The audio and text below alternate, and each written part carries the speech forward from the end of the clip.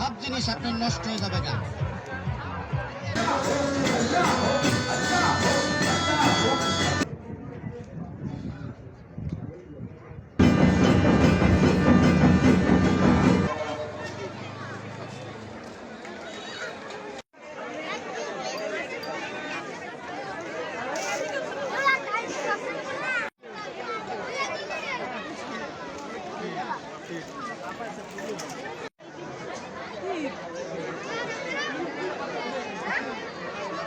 আবার ওই ছবি টবি তুলে এই পোলাপানে আনন্দ ফুর্তি করে, তাই আসলে ভালোই একটা শান্তি পেলাম।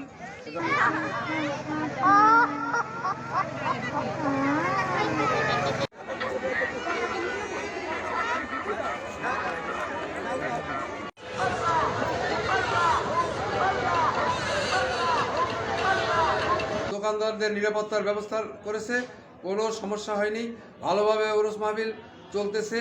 আগামীকাল আখেরি মোনাজাতের মাধ্যমে এই ওরস শরীফের সমাপ্ত হবে এবং শেষে তাবারক বিতরণ করা হবে। তো আমি সরকারের প্রতি কৃতজ্ঞতা প্রকাশ করছি। দরবার শরীফের 106তম বার্ষিক ওরস মাহফিল চলছে। আজকে দ্বিতীয় দিন উচ্চ দরবারের হাজার হাজার ভক্ত এবং আশেকের সমাগমে দরবার প্রাঙ্গণ মুখরিত হয়েছে। এখানে 106তম ওরস শরীফে বড় করে অনেক জাঁকজমকভাবে অনুষ্ঠান হইতেছে। মেলা হচ্ছে ব্যাপক পরিমাণে, প্রত্যেকটা পট্টি আলাদাভাবে আছে। মিষ্টির দোকান, রকমারির দোকান, ফাস্টফুডের দোকান, বিভিন্ন কিছু আছে। খুব সুশৃঙ্খলভাবে চলতেছে, কোনো রকম এখন পর্যন্ত কোনো অপ্রীতিকর কোনো ঘটনা ঘটে নাই।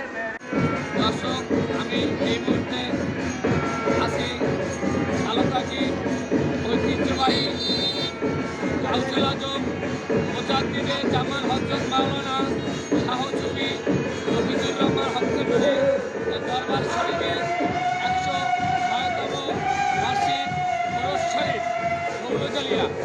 এখানে এই দেশের বিভিন্ন জেলা থেকে হাজার হাজার ভক্তবৃন্দ এই ওরস মাহফিলে এসে একত্রিত হয় এবং এখানে মিলন মেলায় পরিণত হয়। এই দরবারে শুধু গানবাজনাই নয়, বিভিন্ন জেলা থেকে, বিভিন্ন বিভাগ থেকে, বিভিন্ন উপজেলা থেকে বিভিন্ন রকমের দোকান এবং ছোট ছোট ছেলেদের বিনোদন দেওয়ার জন্য ভূতের বাড়ি, তারপরে ঘোড়া, আরও অনেক কিছু এখানে এই ওরস শরীফে আছে দেখার জন্য। অনেক ছোট ছোট বাচ্চারা উপস্থিত হয়েছে এবং বিভিন্ন শিল্পীরা এই 3 দিনের এই ওরস শরীফে বিভিন্ন আধ্যাত্মিক গান পরিবেশন করছে।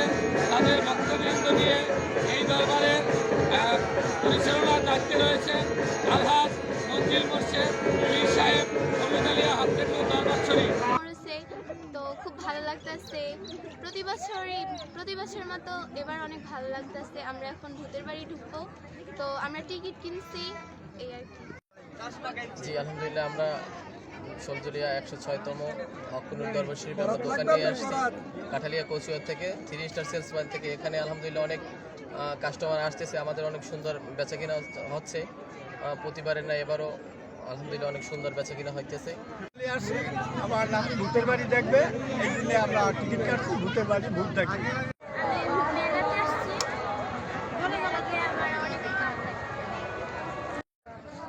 পোলাপানে আবার ওই ছবি টবি তুলে এই পোলাপানে আনন্দ ফুর্তি করে। সবাইকে ধন্যবাদ জানাই। এই সে বাংলা ঝালকাঠি।